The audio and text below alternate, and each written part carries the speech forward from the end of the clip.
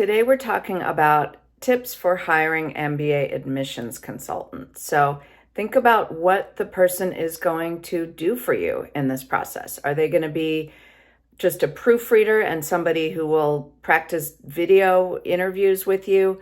Hopefully not. Hopefully there'll be a lot more than that. They should be part expert, part guide, part critic, part life coach even. There are a lot of hats that we wear, and you want to know what that person is going to do for you.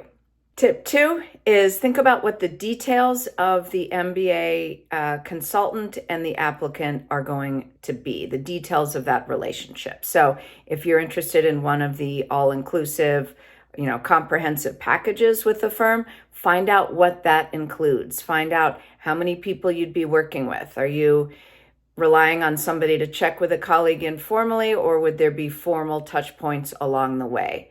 Are you going to be passed off from person to person, or will there be one guide along the way to help you tell your story? Tip 3 is think about how well this consultant is going to get to know you.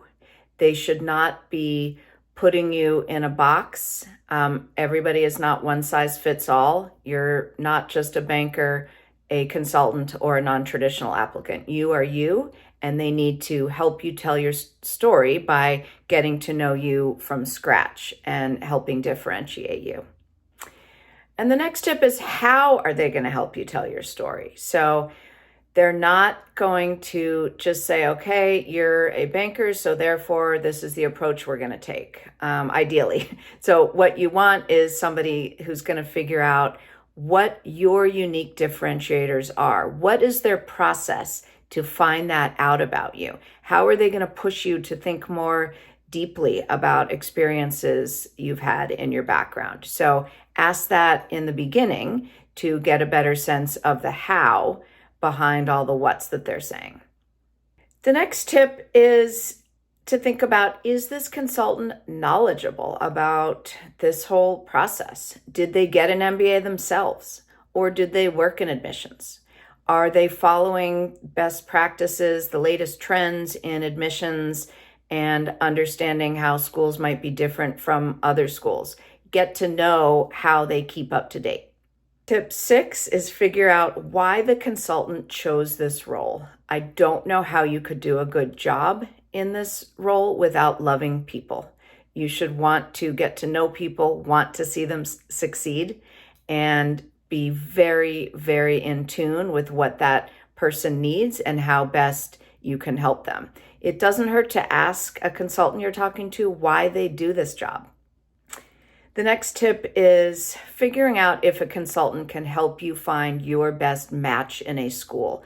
It's really easy to find out the M7 or the top 10 schools that are going to be everybody's stretch schools, most likely. It's more tricky to think of the 10 or 15 or even 20 schools beyond that, and which of those might be a great fit for you that perhaps you haven't considered.